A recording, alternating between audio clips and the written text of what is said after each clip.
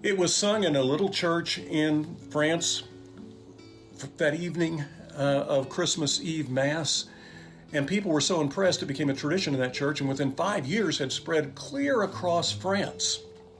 And then it began to spread across England. Ironically enough, in about 1840, the French church threw it out of services because they deemed it was too secular. Think of O Holy Night being secular.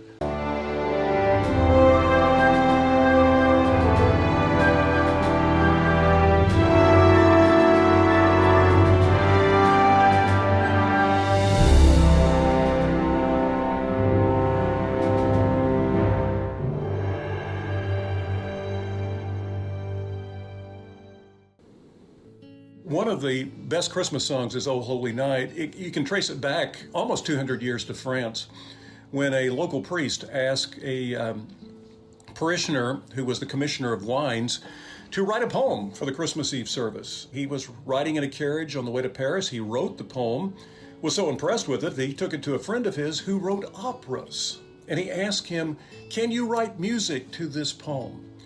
The man read the poem, said, "It's a beautiful poem, but I think I'm not the right guy to do it." He said, No, you have this handle on music. I want you to write it. So he put together some beautiful music to go with it. It was sung in a little church in France that evening of Christmas Eve Mass, and people were so impressed it became a tradition in that church, and within 5 years had spread clear across France. And then it began to spread across England. Ironically enough, in about 1840, the French church threw it out of services because they deemed it was too secular. Think of O Holy Night being secular, but the whole point was this. The man who had written the music to go with the lyrics was Jewish, and they didn't want a Jewish man's music associated with Christmas. Well, that didn't stop the English from singing it at Christmas time, and then it came to the United States in the 1850s, not as a Christmas song, but as a part of the abolitionist movement. Because in the third verse, there are a number of lines dealing with chains shall he break, for the slave is our brother. In his name all oppression shall cease. It was after the Civil War that this song, O Holy Night, which is one of the most beautiful of all carols, began to be a part of the caroling movement here in the United States and was brought into churches. It's also a song that has two other great stories with it. One, the Franco-Prussian War. On Christmas Eve, some French guy jumped out of a foxhole and sang that song. He was answered by a German who sang Silent Night, and the two sides got together and had 24 hours of celebrations of Christmas. So it really was the song that brought peace on earth. Let's go ahead to 1906, Pittsburgh, Pennsylvania. A man named Fessenden is working on doing something that everyone thought was impossible. He is going to create a transmitter that is so strong it will broadcast the human voice. Now, Marconi even said this was impossible. Edison said it was impossible. Alexander Graham Bell said you can't have a transmitter that can do that.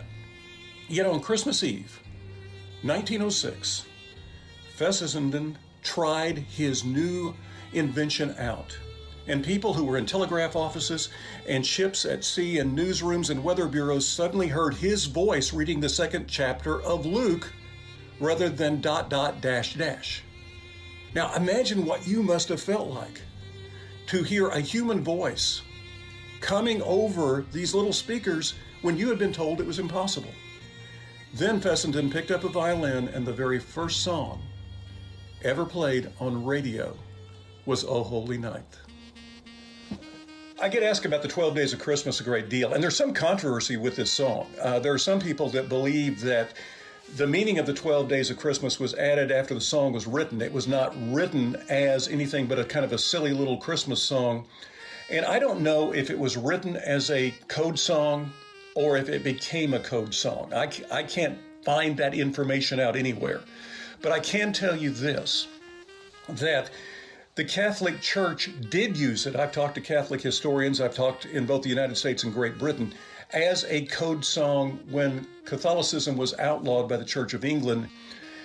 And this song, the 12 Days of Christmas, therefore had religious meanings that were attached to the lyrics. Once again, were they written as code, or did the Catholic Church seize upon this and find a way to make it a code?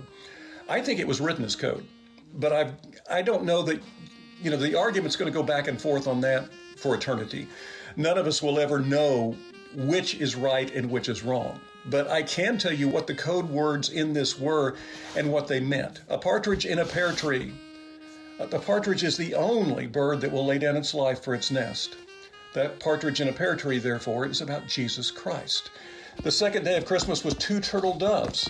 What are the two turtle doves? Those are the gospel, the Old and the New Testaments.